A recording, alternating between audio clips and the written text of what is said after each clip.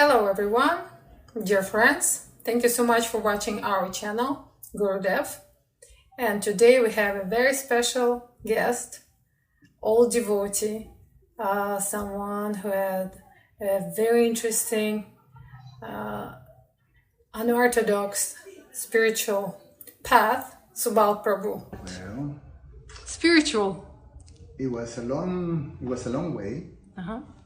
I came in 1980 to the US from Venezuela. That's where I'm from, South America. And I came to Boston to study music in Berklee College of Music. It's a very prestigious jazz school of music. And I used to go to the temple there just by not by accident, but actually by the wonderful program that the devotees had that time. They have a free dinner for the students every day. Wow. And I received this invitation by the steps of my college. And I was a vegetarian. I was a vegetarian for almost like a year and a half, and I was determined to remain vegetarian. So I was eating cheese pizza every day for like, I don't know, 6 months. I was just sick to eating pizza. But I went to the temple that same day. I got really surprised by when they opened the door, someone like this. But I was not gonna let go the opportunity to eat free every day a vegetarian meal. So I got hooked. I did that for 2 years, and then 2 years and a half eating every day at the temple. So at first it was just like an ideal Just free meal. prasadam. Yes. Okay. The devotees knew they were very good. They left me alone. I was not very Interested in the religion itself. Were you brought up Catholic? I was brought up Catholic, but you know, my family was very liberal. They didn't baptize me. Okay. Their thinking was that I should choose my own religion, you know, when the time comes. Right. So I was grateful for that. They've always been supportive. So after college, I moved to New York and I started to work. And by chance, well, by Krishna's mercy, I moved 1 block from the Brooklyn Temple without knowing. So once I, And then you said again, there's a free meal. Yes, exactly. And it was so funny because I'm walking with my girlfriend, you know, starting to walk in the neighborhood, and then I see a devotee, and I go, oh, it's a devotee, hey, Hare Krishna, where's the temple? And he just pointed out, the temple is right there, in the Brooklyn Temple, in Skemmerhorn. And I say, oh my God, is there prasadam? And then he say, yes, come. It happened to be Prabhupada's appearance day, Prabhupada's Vyasa Puja. And traditionally, it's one of the biggest feasts that we have in a year in Brooklyn. Right after Janmashtami, a huge feast for Srila Prabhupada. And when I got there, was already the celebration has already ended. The devotees they all disappeared, sleeping, you know, for the rest of the day. And this devotee take me into this hall full with prasad. I never see so much food in my life. And there's no one. I was really excited. So anyway, I started to come regularly. I would come with a box, would take some place for my girlfriend and for my friends. Still not very interested in religion or No, by now I was really softened, you know, and I already have bought a Bhagavad Gita, and I will buy incense, you know, so I was prasad did this interested. job. And there was this clever devotee who also was Spanish, and he would talk to us, and then he started to notice that I would come just to eat. So he said, you know, there is also prasadam in the morning. And I say, wow, yeah, really, can I come? And they say, yeah, but you have to come to the morning program. And I said, of course, yeah. So I started to come to a morning program. Did you read Bhagavad Gita by this time? No. You just bought it. Okay. So I will come to Guru Puja and Bhagavatam class and then breakfast. And then I'll go to work. So that was my program, just prasadam, prasadam, prasadam, prasadam, and started to hear, associate with devotees. And my first experience really serving was with Indra Prabhu. And Indra was building at that time this very magnificent moving temple that will go in different parts of Manhattan, and it was a box truck, and it will open, and then he will put all these different things that he made himself, arches made of fiberglass, all golden. So the truck will disappear, and now what you see is a golden temple. And then he will sit so he opens, it's like almost like a stage, like a temple hall. And there was deities of Gornitai, and he will sit and he will chant. So that was that. So when he was building that, that was 1983. 1983, the spring of 1983. No, yeah, it was almost like March, a little past Gorpunima time. So I'm coming from work. I see this amazing, thing inside, mirrors and altars and canopies, and really beautiful inside. And I was asking to this guy who was working by himself there, no help, what is this? And he said, well, this is a moving temple. And he tells me, would you like to help me? I'm in a deadline. I have to deliver the end result of my work tomorrow morning. I find out that the two main leaders of the temple will come and, assess his whole job and things like that. And from there, they will consider if continue supporting him. So it was a very important deadline. So he said, can you help? I said, sure, I helped you. So, and then he recruited a homeless person who also was around. So between the homeless person, his name was Frank, big black guy, and myself and Indra, we worked till almost 3 in the morning, and putting these arches and things like that. And the next day I go to bed, I go to work, come back, and then finding the same spot, working still. And I say, hey, how did it go? And I say, no, it was a disaster. He almost killed himself because the whole thing collapsed. He didn't go to bed. Wow. He just stayed chanting his rounds, and he didn't sleep. And the next, in the morning, when the, big spiritual masters came to see, those were the time of the Sonalacharya in the ISKCON world. They come, and he tries to put the thing, not much help, and the whole thing just went down, boom, and almost fell in his head. So they gave him one more chance. So he have a new deadline the next day.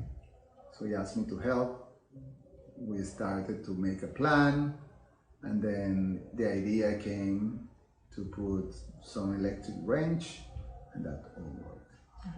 And then it was my first service. Maybe 2.5 months later, 3 months, I joined the temple. Were you believing in God in this time? I was open. I was open. Interesting.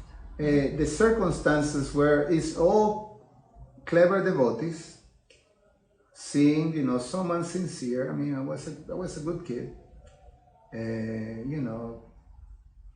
with bad habits, drugs habits and this type of thing.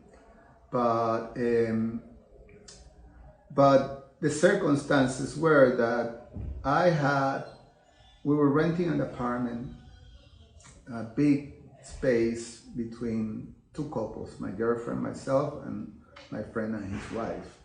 And we have this big 2-floor apartment in Brooklyn with a garden, so it was great, we love it. But they sold the building and the new owner wanted that apartment, so we have to vacate.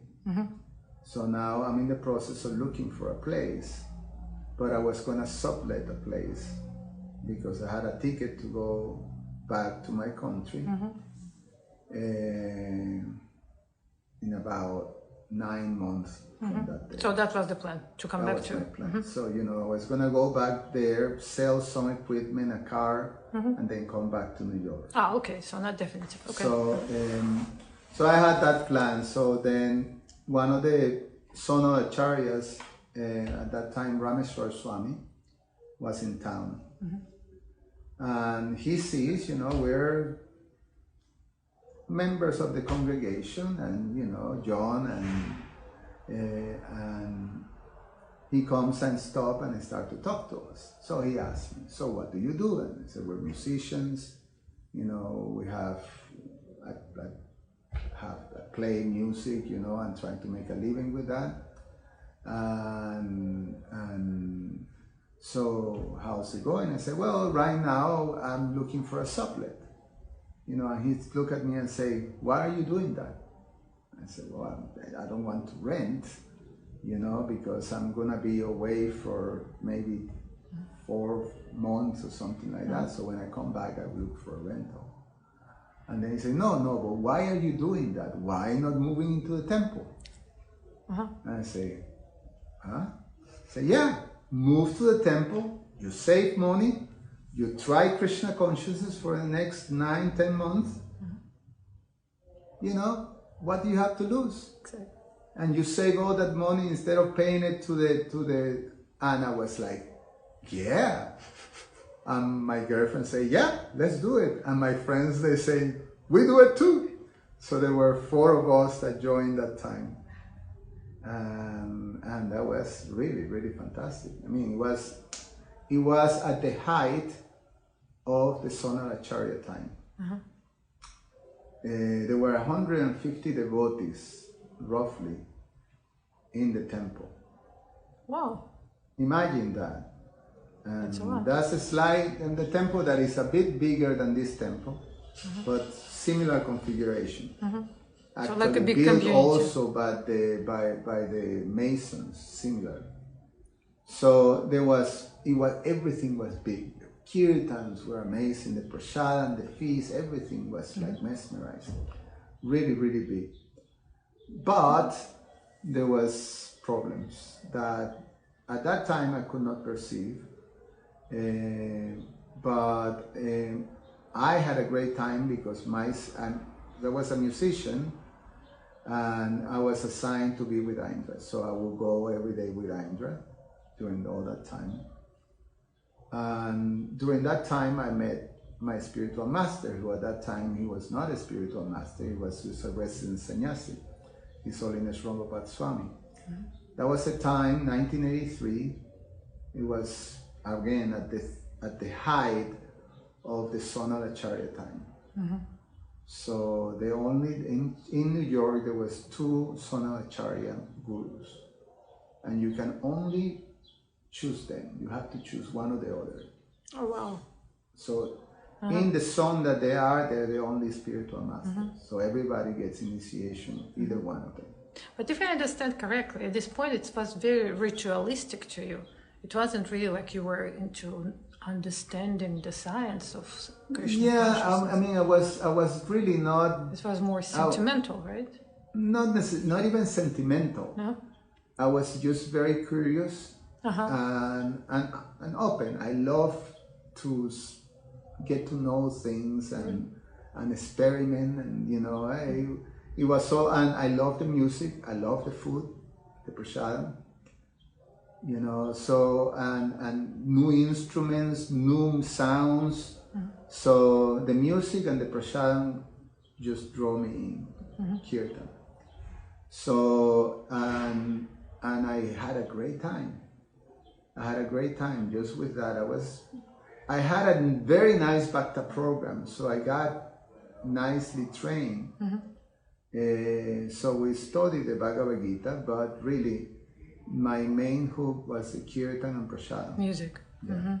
Music So, and belly. yeah. So it was, I won't say either not sentimental and not ritualistic, because it was just real natural for me to be out in the street performing music. You know, I always was a performer. It's natural for me to perform. And, you know, it was great. I had a great time.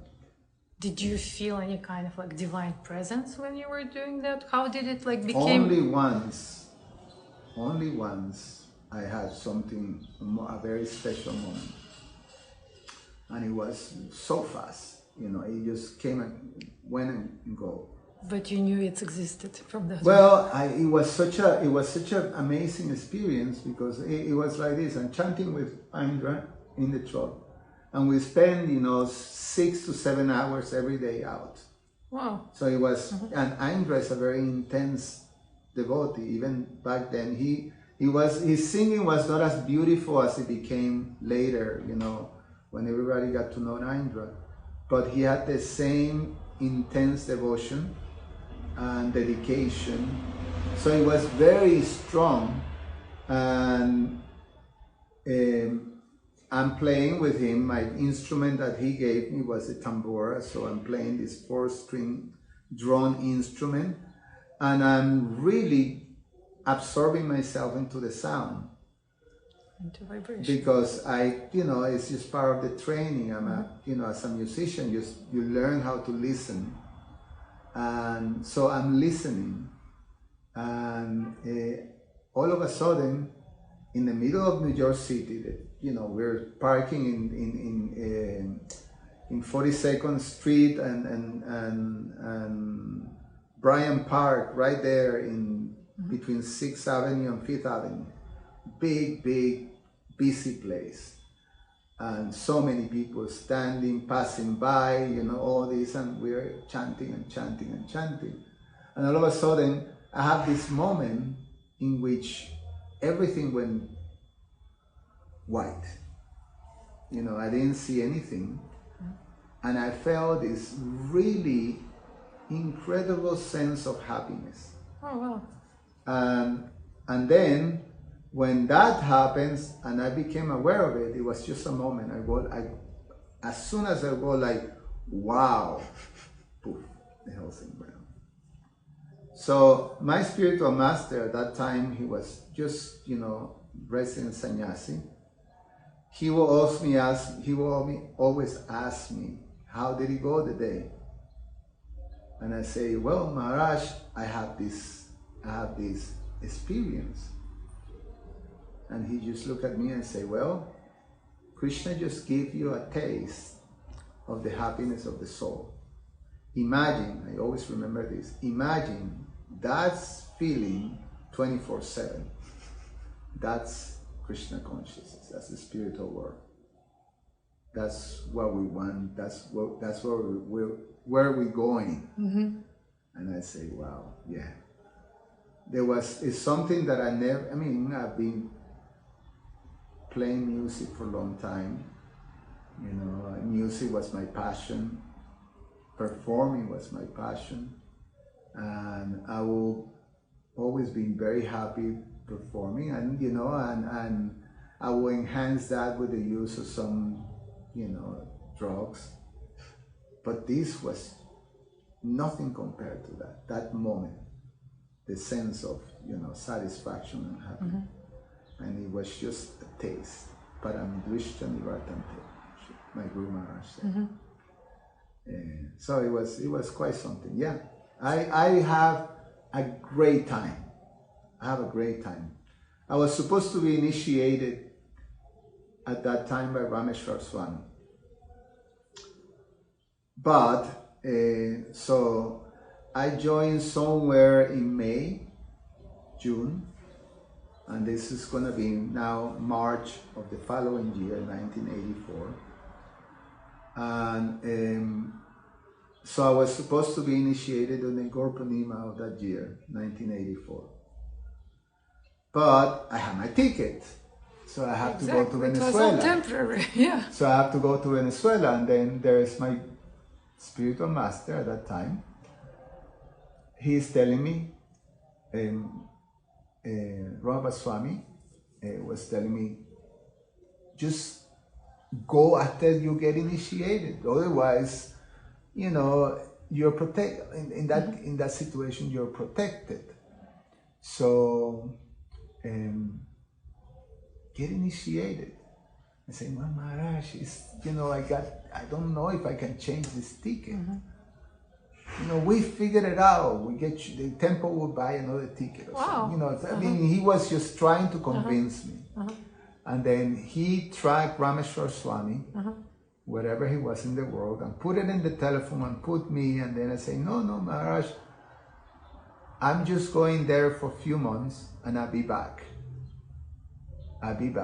You know, I'm going there to sell a car and sell some music equipment and recording equipment, and then bring the money and then buy my equipment here, and we set up, you know. That was still my plan, was to be a musician. My plan was not to be a brahmachari, you know, but I'm a devotee, you know. Right.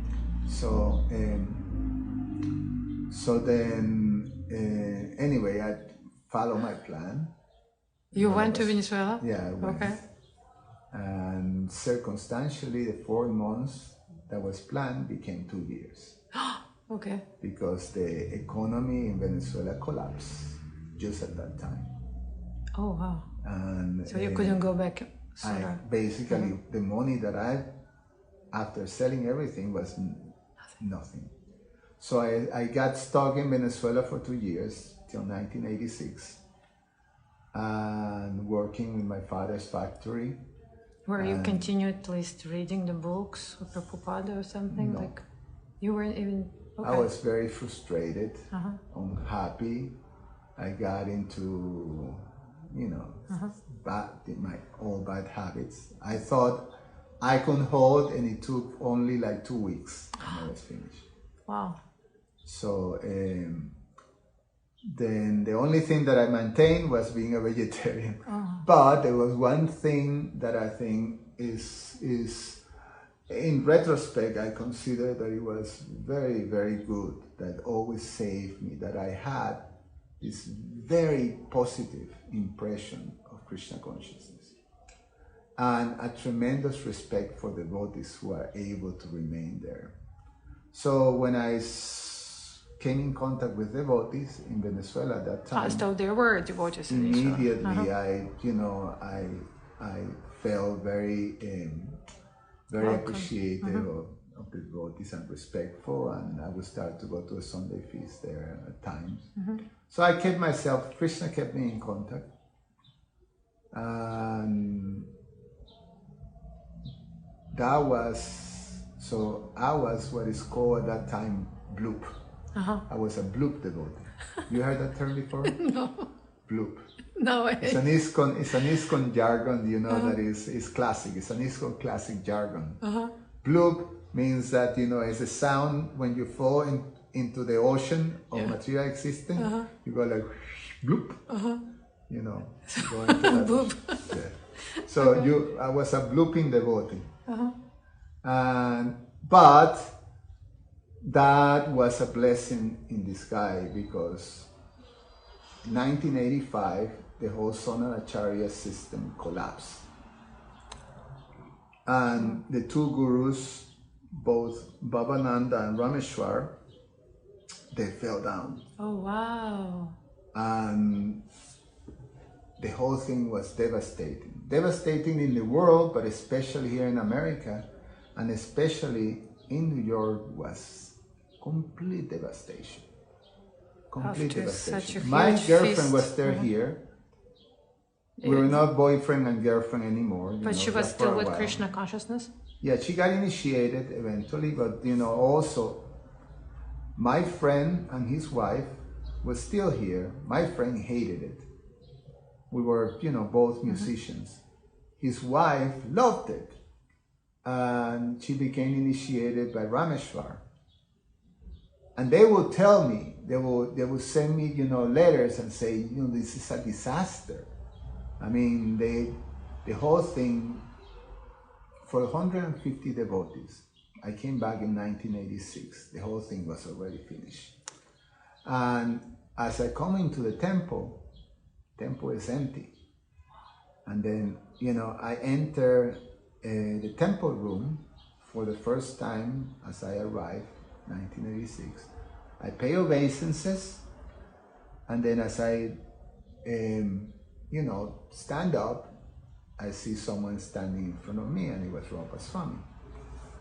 So he left. He was the last one that saw me out, and he was the first one that saw me back. So and then I see him there standing in front of me with a big smile and saying, "You came back." And then he immediately took my information, and next day I get a call. Do you want to go Harinam? In Indras, my same service with Indras, because it was, it was a perfect service for me. I said, yeah. So I started to go Harinam with His Holiness Gunagrahi Goswami, who used to take Indra's truck. But that time I find out all the things that happened. So the 150 devotees have shrunk into 15 devotees or less. How did that happen? Why? Everybody was broken. I mean, that was a huge traumatic event in the ISKCON world. As you know, these Sonalacharyas, for the generation of devotees that came after Srila Prabhupada left, disciples of Srila Prabhupada, disciples at that time, the whole idea the Sonalacharya was presenting is that you worshipping a pure devotee of the Lord like Srila Prabhupada. They will have, in the Brooklyn temple at that time of the Sonalacharya, there was Srila Prabhupada's Vyasasam in the middle, and two equal Vyasasams on the side, and then they will sit, on the same level of Srila Prabhupada, with the same amount of worship, with the same amount of honor, and obviously, these were devotees that were still, they took sannyas very young, and they were not prepared to receive that type of adoration in the level of, our founder Acharya. So that was the devotees who were given their life with, it was fanatic. Some were really fanatic. They got broken. So it was devastation. Devotees left. There was a time in which there was very little trust in the ISKCON leadership, the GBC gurus, the guru system, because devotees were very hurt. The ones that remained, most of them were scarred too, very scarred. So, everybody that went through that was very traumatized. I was spared. I didn't go through that. You were the away. only thing that I remember is that this was really fantastic. I really had a great time in Krishna And this happened like in a very short time, right? It happens in those 2 years that I was in Venezuela. Wow. So it was a blessing for me. Exactly. And, I came and I was absolutely no scars. The only thing that I remember was all positive. And so Rupa Swami immediately put me to work on the Harinams. And eventually Gunagrahi Goswami was an amazing personality. He already left this world about 2 years ago. An amazing, charismatic, visionary preacher. So he had this vision of starting preaching to the youth, the new generation punks that were part of the, punk scene in New York and part of the East Coast. So he went to Washington to start something that was called Krishna Fest. And the Krishna Fest is from most of, Kostuba and Raghunath from New York, and Shelter, 108, all these punk bands that, proliferated, Krishna punk, or hardcore, Krishna hardcore that proliferated. That was Gunagrahi Goswami's preaching, and created a whole generation of very strong kids, preachers, and they were joining like anything. So he left from that, and then there's the Harinam, Indra struck to be taken out. So I was asked by my Guru Maharaj, His Holiness Ramapa Swami, if I will go and take this truck every day. I will be sort of taking charge of the truck along with another devotee who was just recently initiated. Did you get initiated at this point? No. I was Bhakta Cesar at that time. So I say, I love to do it, but I need to pay rent, I have to work. I had at that time, I was doing some gigs with this African musician, and I was working in a health food store. So I only have times in the weekends. I've been going for the weekends, with Maharaj, but now, so I say, well, consider, see if you can find, some way of earning some. Easy to say. Yeah, so I was, okay, well, when you're young, you can do anything, and I was that sort of hippie type. So, so then I started to, look for things like casually, and I did find something that would be perfect. That is, a job that will have the full day free, and is, from 4 in the morning to 6 in the morning. Oh, wow. What kind of job it is? You take bundles of papers, newspapers, and you deliver it, you do a round and deliver it to the different buildings, newsstands that were all over the city. Right. So, and that was that time, with newspapers, and 1986 at that time. So the problem is I don't have a car. So, I dismiss it. I find, this will work very good, but, I don't have a car, so, So I dismiss it, forget about it. I couldn't find anything else. And then Ramapa Swami asked me, so have you thought about it? And, and yes, yeah, Maharaj, but I don't find something, that will pay my living like that. And I say, well, did you look? And I say, yeah, I found something, but I don't have a car. So he pulls out of his pocket and give me the key of a van here. Wow. So he gave me the keys of his van, or the van that, and with that, I quit my job. I started this job. So I will go at 4, come back at 6, and then go to the rest of the morning program, take breakfast, and take the truck out with my godbrother and other devotee. So that was, I started. I did that with him for about 6 years. They got married in 1992. For 6 years, my service was Harinam every day. Taking an Indra's truck, or taking a festival truck, and things like that. And it was beautiful. My spiritual master,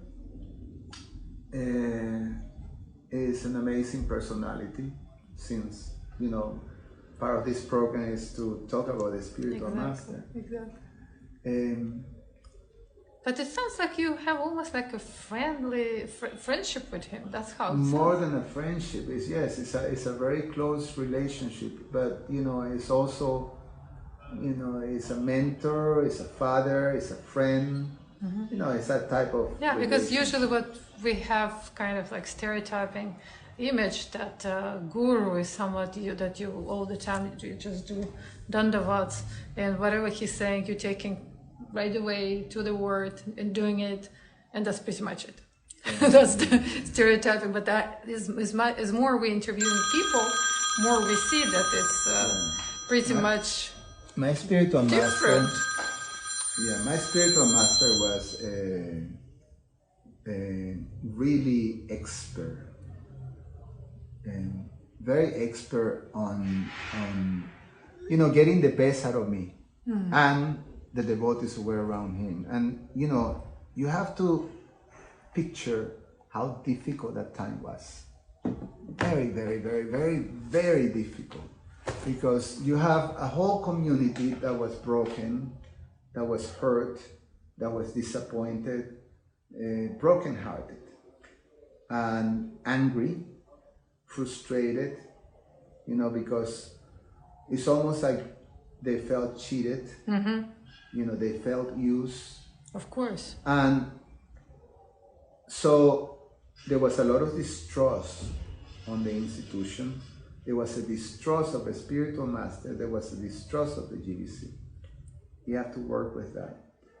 Most of Prabhupada disciples who were in New York at that time, and actually, you know, in the East Coast, most of them, they're starting to go to India or to the Eastern Bloc, Eastern European countries that were starting to open. Right. You know, at that time, Poland starting to open like anything, and the preaching, and you know, eventually a few years later, the Berlin Wall just was finished. Russia is starting to open a little bit, so there was a lot of preaching opportunities and successful with Eastern preaching. Europeans. Yeah, amazing. Yeah, and many of the powerful preachers, and they're starting to, you know, divert the energy to places that were more favorable and open.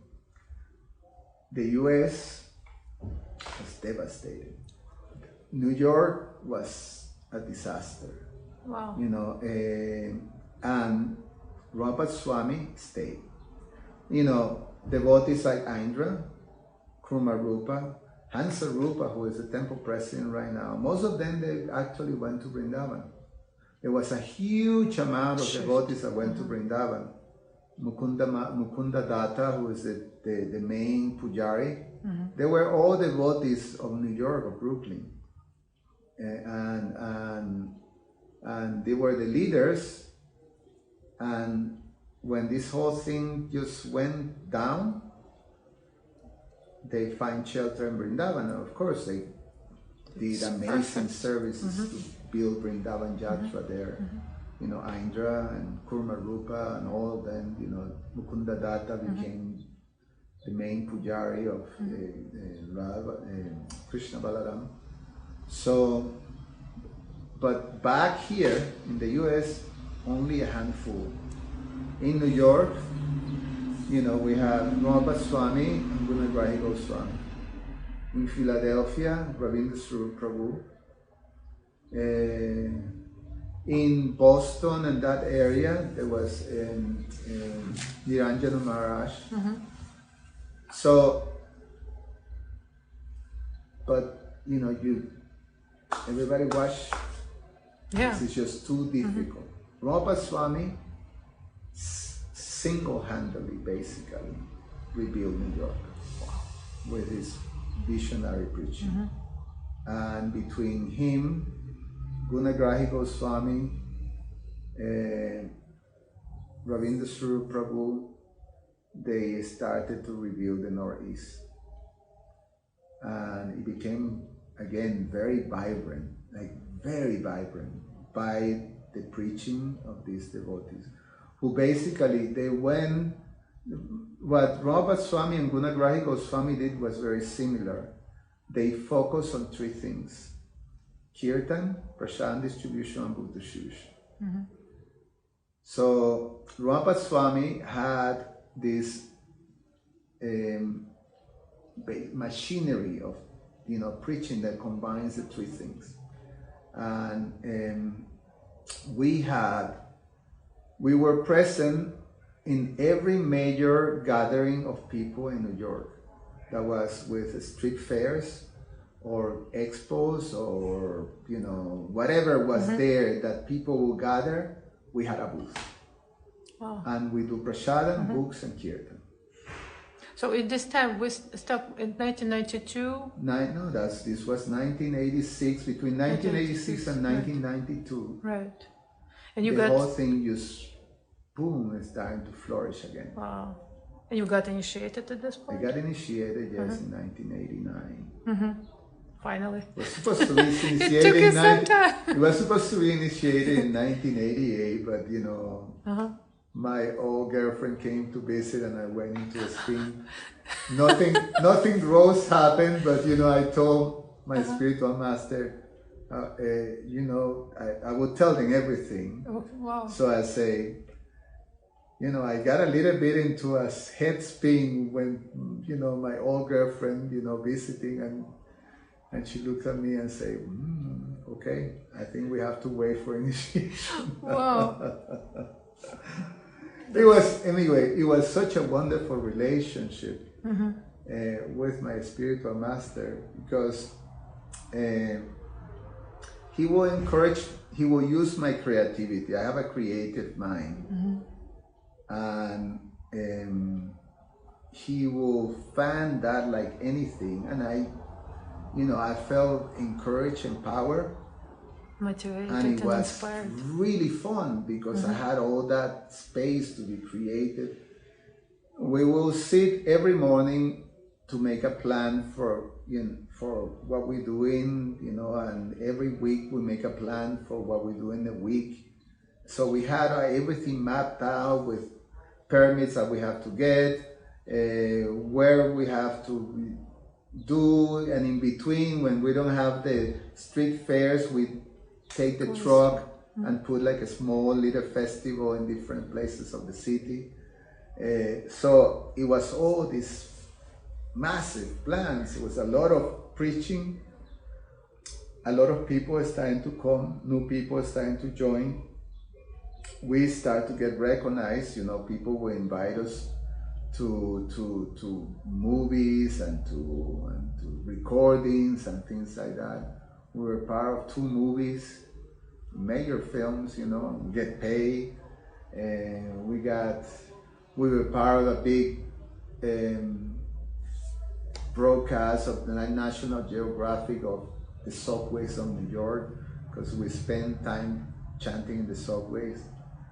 And we were invited to record with pop artists, you know, like we're in an album with the B-52s at that time. So you were cool kids. We're having a blast. We're having a really good time. And for me, it was great because I was Rupa Swami's sort of crew.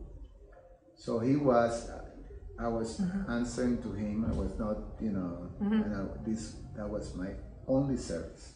Just to go out. It was fantastic. You know, it's so interesting. A lot of people think that spiritual path is something very ascetic. It's something like you really should go through a lot of sufferings in order to grow.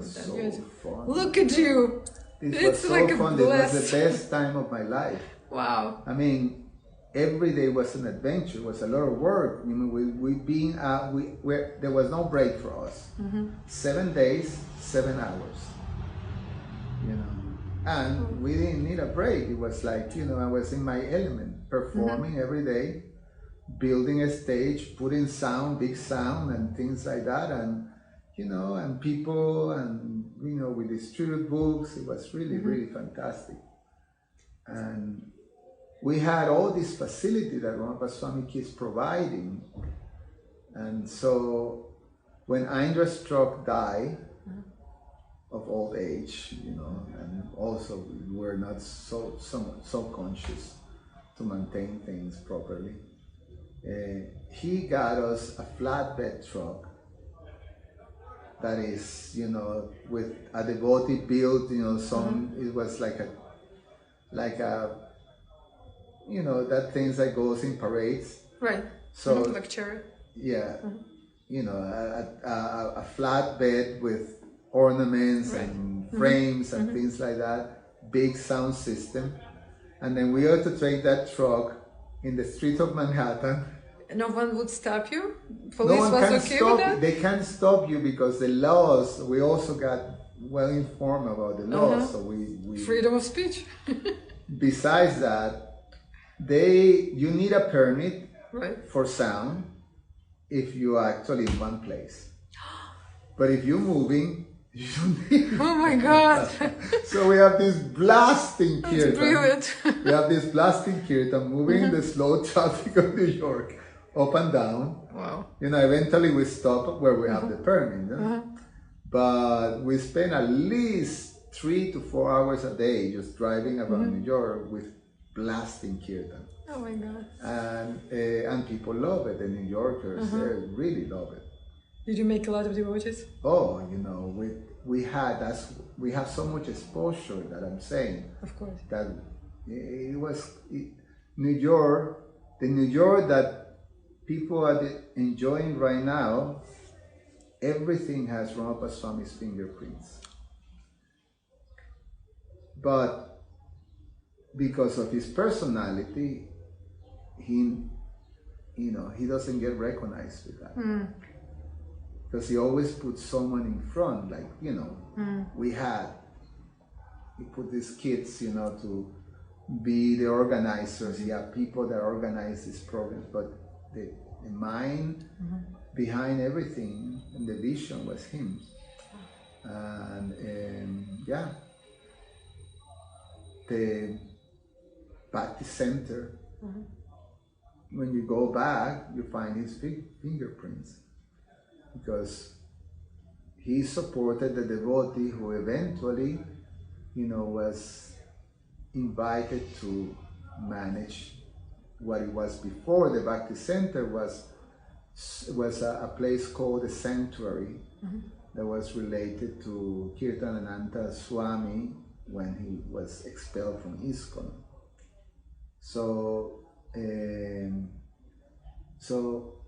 Ramapa Swami has given the facility to these devotees to preach in Manhattan in 26 2nd Avenue, and then which is around the corner of the Bhakti Center. Right.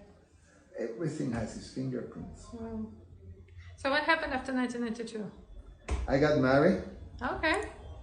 And then when I got married, I was sent to Chicago, to the New Jersey temple to help there. Okay. So both my wife and I, we moved to the... Your wife was that girlfriend that was coming? No. No, that was all gone long time. No. My wife and I, we got married. Our marriage was arranged by my spiritual master. She's a girl from South Africa, a photographer, professional photographer at that time, and you know, really wonderful person. And our marriage was arranged. We got married, and then we were asked to continue to go. And it happens that also I was trying to find out, you know, the whole process. It was very much, you know, guided by the very expert way Ramapa Maharaj, my Guru Maharaj, were to see how to get the best of myself and my wife at that time. Because I was a musician, and throughout I was not in the spirit of a brahmachari. I was in the spirit of, you know, musician. I'm just having a blast, musician, you know, and so I would do. It was quite something. Ramapa Swami took quite a risk with me because he made an arrangement for me to move to the temple so I can do better the service that I really was into doing, you know, managing the Harinam. So I moved to the temple, but I didn't give up my music pursuance. So I had a band at that time. We have this alternative rock band called Changing Bodies. Oh, wow. With this, you know, the other members were these super talented musicians, very good looking. So we had a really good thing going. Music was very good, and we started to create a following in New York. So my program with this is like, I don't know in the world how I was able to do that program. My program was that I will be the whole day in Harinam, come back like around 5, take a shower, eat some prasadam, put my rock and roll uniform, you know, all black, yeah, and then, you know, go with my instrument either to rehearse or to play a gig. When I play a gig, sometimes I will come back like around midnight, 1 in the morning, and then the next day again, you know, go for the morning program, chant my rounds, and go for Harinam. And that was my daily program. Day and night. And my Guru Maharaj asked me, okay, so let's talk about this. You know, when I was moving to the temple. So how much time you need? You know, I explained. Well, he said, what is the plan? So I said, well, you know, the band is doing very well, and the plan is that we get, you know, a record deal, and we're getting all these invitations and response. You know, people are come and see us and things like that, and we're playing, you know, in all the major venues in New York, and so we get a record deal. And I start to make a living out of that. The idea is to become successful as a you know, rock band, and then after, you know, you get to have some sort of a space in the world, the rock world, then I would like to start to turn my attention to do film scoring. So that was the idea. But, you know, because I will have, you know, I'll be already in the whole industry, then it will be all easy. The idea was to get in the industry at that time. Say, okay, how much time do you think you need? Say, well, things are moving right now, Guru Maharaj. I think 5 years. That was like 1997, we had that discussion. 5 years. So time passed, you know, we still playing, and during that period of time, you know, I'm not thinking of years or anything. We just day to day going to, you know, the thing. The transformation is starting to happen because I was very attached to the Harinam, and for me, the Harinam now has become my passion. And music has become more or less work, because especially playing the gigs in these clubs has become really difficult, heavy, because of the smoke, the night, you know, and the mood, the atmosphere, the mood, and the smell, especially, you know, New York at that time in the 80s was very grimy. You know, everything was, you know, like. And we play a lot in this place that was called CBGB. It's a very famous alternative club in New York, and it was you know, it was a dirty hole. So so I was, you know, having a hard time, and the time is passed, and we have promise after promise, and we just don't get signed.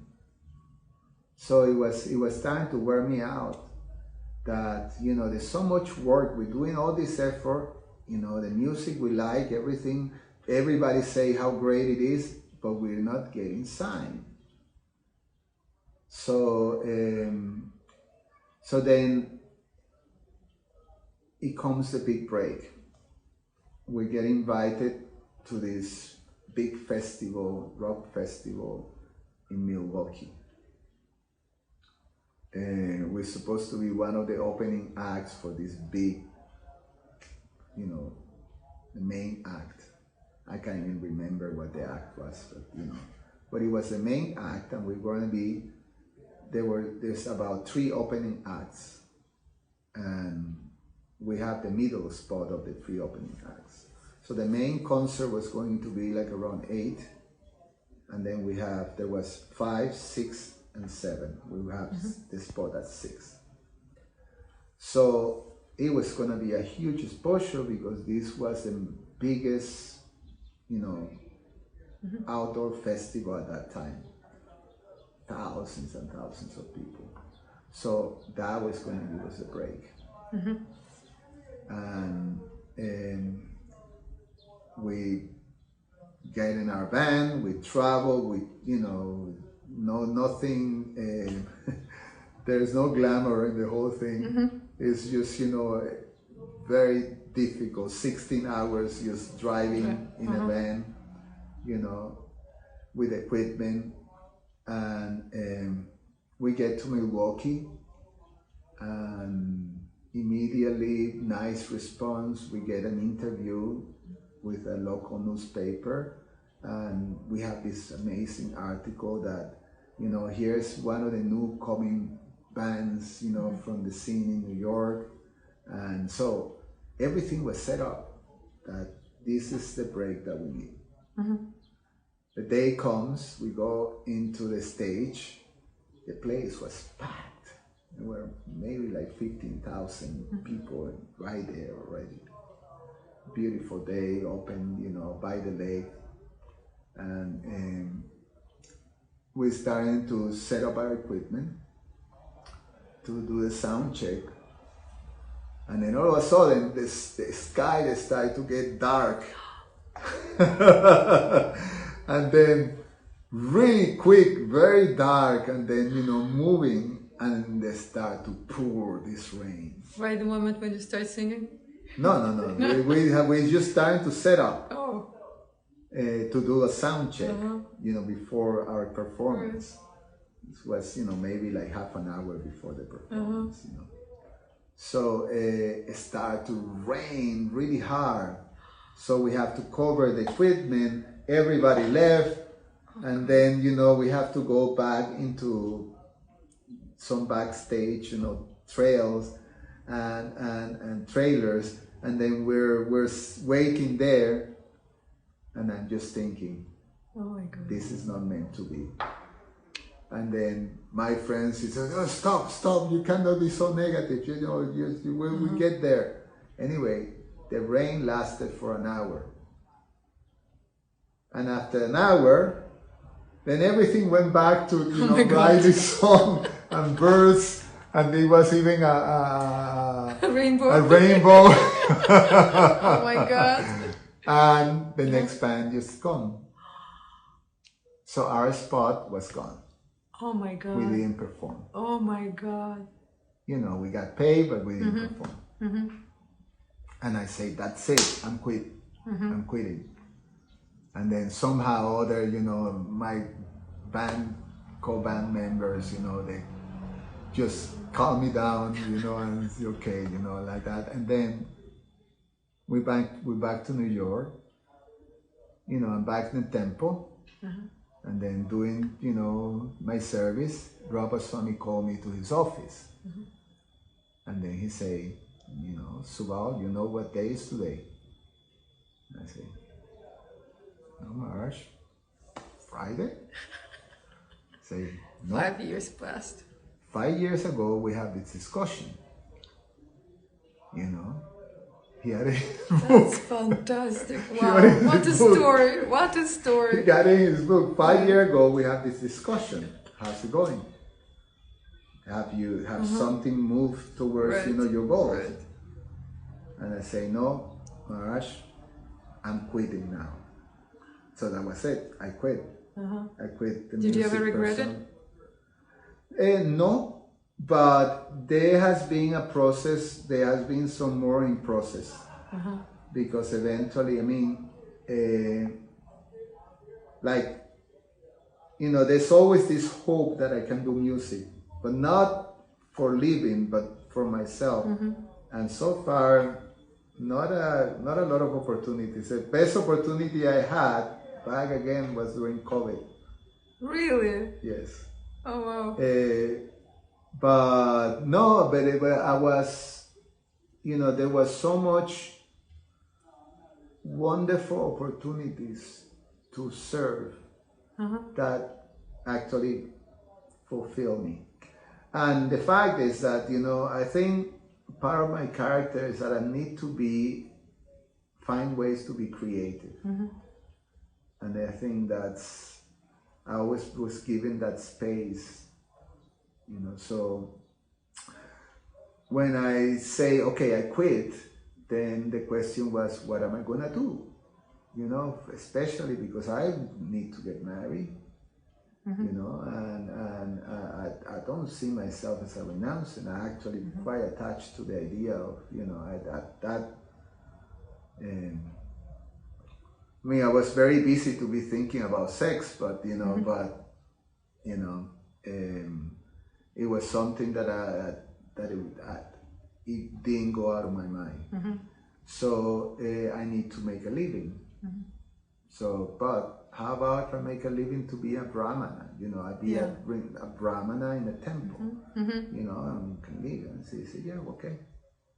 So we tried that. So we got married. My wife, Krishna Archana, she's, you know, a very austere sort of, not austere in a bad way, but she's a very, she always have lived very simply, you know, and is a very organized person and very much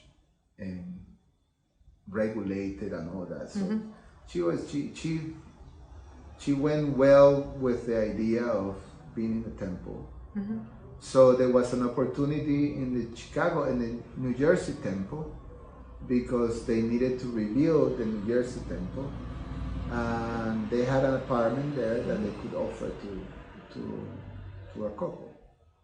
Very nice. And my wife has she had some means of monthly income that circumstantially came to her. So we didn't need to work. We have a small amount that will come. And we had an apartment and we have everything covered. So we did that and started to serve in the New Jersey temple. And we did that for 8 years. 8 years. And then moved here? No. Then we moved out of the temple. We bought a house in this college town and started a preaching center for almost 3 years. We did a preaching center there. Oh wow! New Brunswick, by Rutgers University. Wow! We had a very successful college program from the New Jersey temple in Rutgers. So when we decided, okay, we're moving out of the temple, we, you know, bought this 2-family house and made it into the attic, into this beautiful temple room, and one of the apartments the devotees would live in there, and you know, and in the bottom apartment we live. So that was our first house. Perfect. Yeah. Even if you're moving out from the temple moves out with you. Well, we got really. It was, you know, it became part of your life now. Of course. I mean, it has been, and again, is always the presence of my spiritual master, sort of, you know, mood of building, of helping, of you know, that type of thing. So yeah, we were, and there was a time that we were close to actually move to Vrindavan and start to work in the Gurukula of Vrindavan. But you know, Rupa Swami, when we ask for his blessing, and they say, well, you know, at the end, our principle is whatever he said, we do. I said, well, if you say that, he prefer us to stay in New Jersey and keep working with the kids there in New Jersey. So we did that. And in 2005, we were on our way to South Africa. My wife is from South Africa, so we were moving to Johannesburg. We had already set up things there. The reason was that, you know, the center, at the preaching center, at one point I couldn't maintain. So I had to start to work. But because I have spent the last 15 years of my life not working, my curriculum was not very attractive. Not very attractive. You know, I had a lot of experiences in management, in temples and things like that, but it's not corporation. It's not a business corporation. So the only job that I could get, I really wanted to teach music. But the only job that I was able to get was selling music equipment in a music store.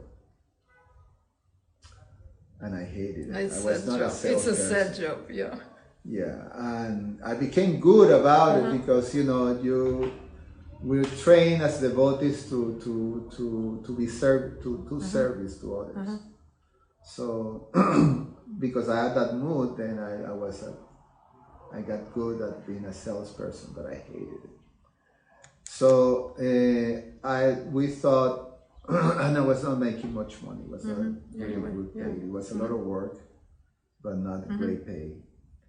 No, it was probably mostly making between 30 and 40,000 a year, which was, you know, okay for yourself, but to maintain the preaching center and to so I couldn't maintain it. So then we decided in South Africa. My wife has a big network of friends, artistic friends. And, you know, we went there and we connected, and I connected with people, and it was very nice, and there was good opportunities for me to work in the music field, you know, recording. And with the money that we had, the house and some savings, we could be situated very comfortably there. Life is cheaper. And we know the main spiritual master there, and he spent some time in New Jersey, so we have this relationship. We have everything figured out. And we asked the blessings of my Guru Maharaj and said, well, he doesn't go to South Africa. I said, well, we always will do what you like us to do. And he said, well, if you say that, then I would prefer you to come to Chicago. Oh, okay. And I said, okay, so Chicago is. So we moved to Naperville. And we stayed in Naperville for 10 years. And then after 10 years, we moved here to work in the Chicago temple. Wow. So that's the story of my life. What a story. No, it's so amazing. That's actually about a stretch of 41 years. This is so interesting. You see how God was giving you, you know, a lot of people like doing, like we were saying, doing a lot of work on themselves, trying to find their path, their people, their gurus. To you, it's all happened naturally. You were never like really asking for it. But you know, you have your theme is about the spiritual master. It was his expertise. So you still were because he didn't you know, it was all a matter of the heart. You know, there was not something that it was out of duty or out of, you know, you know you have to do this because otherwise, you know, you don't please all that stuff. No, it was something. It was loyalty. It was connection. It was, you know, and you know, it was just being part of that relationship, and that relationship had been very strong throughout.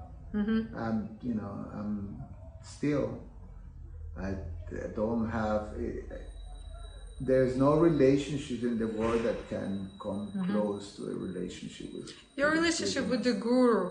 Did you have like some kind of like a strike when you saw him for first time? Does the master, the Temple of Fall, or was it just like was growing with the time? It's growing with the time. That's what, okay. Yeah. Because from the very beginning, he was the person who was really there. You know, even when I joined 1983, you know, it was a huge temple with so many people. You know, no kid that was 22 years old. You know, you can disappear on that exuberant, you know, For sure. amount of devotees with so much charisma and all that. I got really sick shortly after.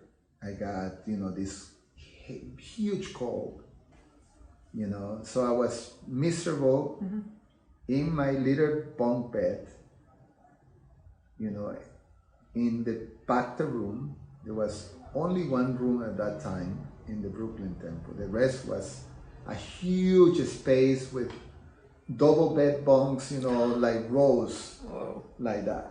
You know, it was like military barracks. But there was, for the new Bhaktas, it was a little room that, you know, will host about 10 Bhaktas. So I had, you know, I was in my bed, completely miserable with a huge cold.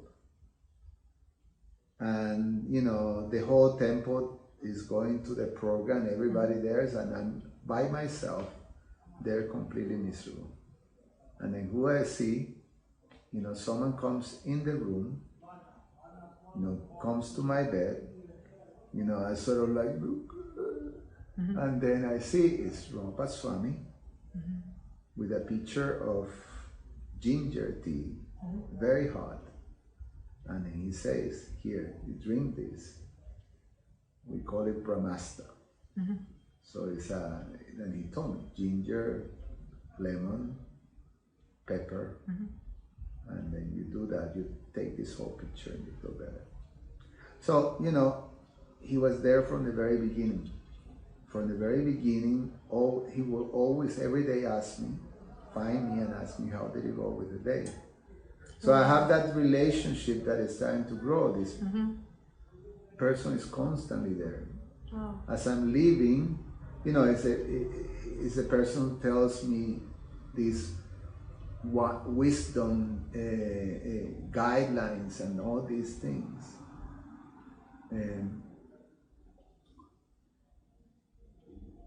And then when I come back, he's there. When I was leaving, he was there, concerned, you know, that I will fall down if I leave. And then, you know, after that, when I come back, he just took me under his wing.